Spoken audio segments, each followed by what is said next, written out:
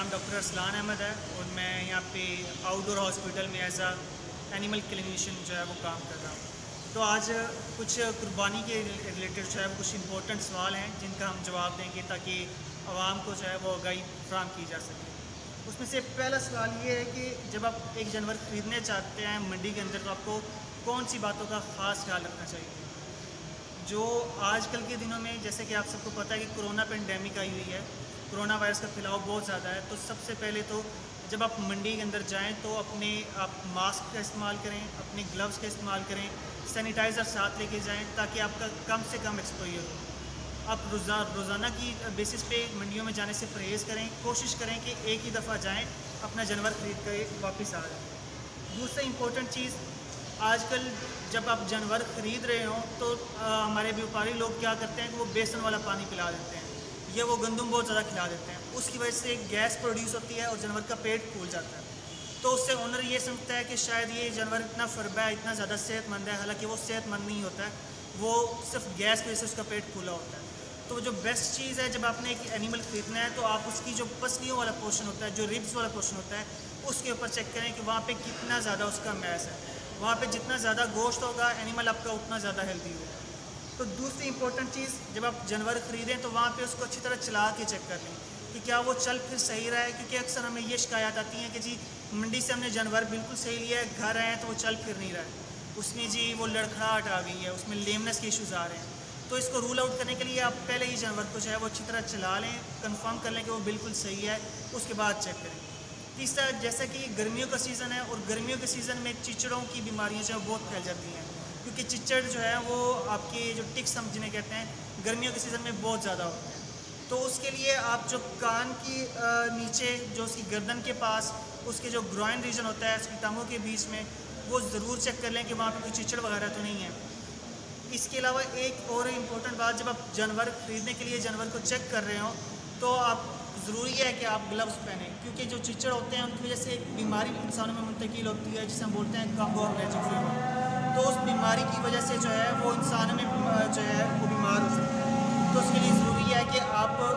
जो है वो ग्लव्स पहनें और बराह रास्त जो है वो चिचड़ों के साथ चिचड़ों को पकड़ के ना उठाएं, बल्कि कोई फोर्सेप ले लें या कोई इंस्ट्रूमेंट ले लें, उससे चिचड़ों को अगर आपने वो ये है कि जब आप कुर्बानी का जानवर ख़रीद लेते हैं मंडी से, तो मंडी से आप घर में शिफ्ट कर रहे हैं तो आपको किन बातों का ख्याल रखना चाहिए। पहली चीज़, जब आप एनिमल को लोड कर रहे हैं किसी रिक्शे के अंदर या किसी जो है कोई भी व्हीकल है जिसमें आप लोड कर रहे हैं, उसमें एहतियात से लोड करें, क्योंकि जो हमारे पास मोस्टली दिनों में केसेस आते हैं वो ये आते हैं कि जी गाड़ी पे चढ़ाते हुए या गाड़ी से उतारते हुए जो है जानवर को चोट लग गई, ज़ख्म हो गया, फ्रैक्चर हो गया, तो बाद में ओनर के लिए बड़ा मुश्किल का सबब बनती है। तो एक चीज़ जो आपने ख्याल रखनी है कि कंफर्ट जोन एनिमल का जो है वो रहे।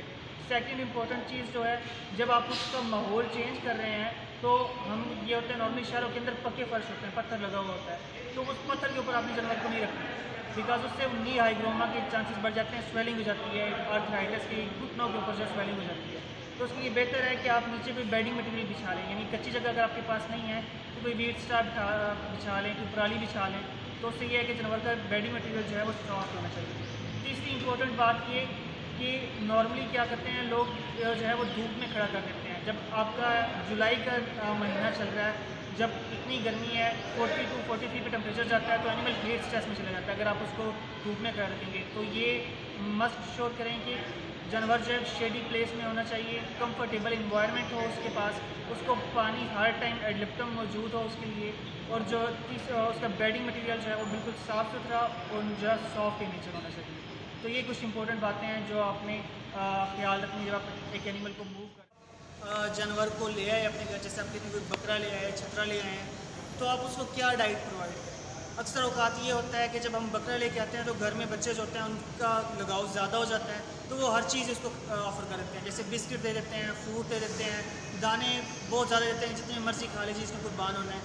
रोटियाँ डाल देते हैं लोग। तो ये सारी चीज़ें जो है ये हाई कार्बोहाइड्रेट सोर्स है, इनकी वजह से मैदे में तेज़ाबियत पैदा होती है, इस वजह से उसका पेट फूल जाता है। तो हमें अक्सर ये दिनों में ये कंप्लेंट आती है जी पेट फूल गया है, जानवर गिर गया है, अब इसका क्या करें। तो उसके लिए बेहतर यही होता है, हम यही क्लाइंट्स को एडवाइस करते हैं कि काइंडली खुदारा ये जानवर हैं जो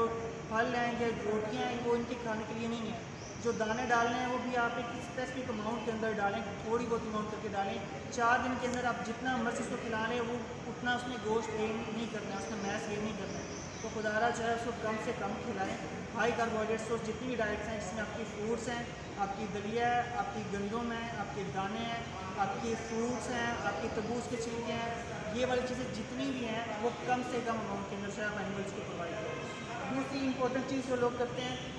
जब वो ये हाई कार्बोहाइड्रेट सोर्स खिला देते हैं, जैसे जस्ट सपोज अगर उन्होंने दाने खिला दिए तो मेरे में तेजाबियत हो गई, तो पेट फूल गया, तो वो क्या करते हैं ऊपर से बोतल पिला देते हैं। 7 अप की बोतल पिलाने का बड़ा वो पुराना ट्रेंड है हमारी सोसाइटी के अंदर। तो बोतल पिलाने से क्या होता है कि वो ड्रंचिंग करवा देते हैं, वो बोतल जो है वो एक ही दम पिलाते हैं, तो वो बजाय रात की नाली में जाने के वो सांस की नाली में चली जाती है और अल्टीमेटली वो फेफड़ों में जाती है और नमूनिया काज कर देती है, जिससे हम अपनी टर्म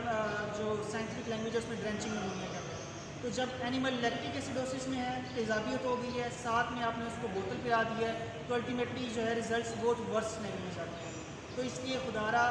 बोतलें ना पिलाएं अपने जानवरों को, और अपने जानवरों को हाई कार्बोहाइड्रेट सोर्स जो है वो ना खिलाएं। जब आपके पास जानवर आए तो उसको सब्ज़ चारा खिलाएं जितना हो सकता है, उसको आप पानी पिलाएं और हल्का फुल्का जो है वो दाना खिलाएं। इसके अलावा उसको कुछ और इम्पोर्टेंट क्वेश्चन है वो ये है कि अगर कुर्बानी का जानवर बीमार हो जाता है तो क्योंकि हमारी सोसाइटी में सेल्फ मेडिकेशन का बड़ा रिवाज है, लोग खुद से ही जो इंजेक्शन लगा लेते हैं, तो क्या ये दुरुस्त है खुद से इंजेक्शन लगाना या प्रेस्क्राइब करवाना चाहिए? ये इंजेक्शन अगर लगा भी रहे हैं तो कौन कौन से इंजेक्शन यूज़ करने चाहिए? तो हम इसका जवाब यूँ देते हैं कि ईद की जो आखिरी दिन आपके चल रहे होते हैं उनके अंदर एंटीबायोटिक्स का इस्तेमाल जो है वो ना किया जाए, क्योंकि एंटीबायोटिक्स के इस्तेमाल की वजह से अल्टीमेटली ह्यूमंस के अंदर एंटीबायोटिक रेजिस्टेंस के मसाइल डेवलप हो रहे हैं, तो अल्टीमेटली वो आपके लिए नुकसानदेह है। तो अगर ईद के आखिरी दिनों में जानवर को बहुत ज़्यादा बुखार है तो आप बुखार को कम करने वाली दवाइयाँ जिन्हें हम एनसेड कहते हैं वो यूज़ कर लें, लेकिन एंटीबायोटिक्स की तरफ मूव ना करें। फिर दूसरी इंपॉर्टेंट चीज़ होती है, चिचड़ बहुत ज़्यादा होते हैं इस सीज़न में, तो लोग चिचड़ों के लिए चिचड़ों वाला इंजेक्शन लगा देते हैं आइवरमेक्टिन।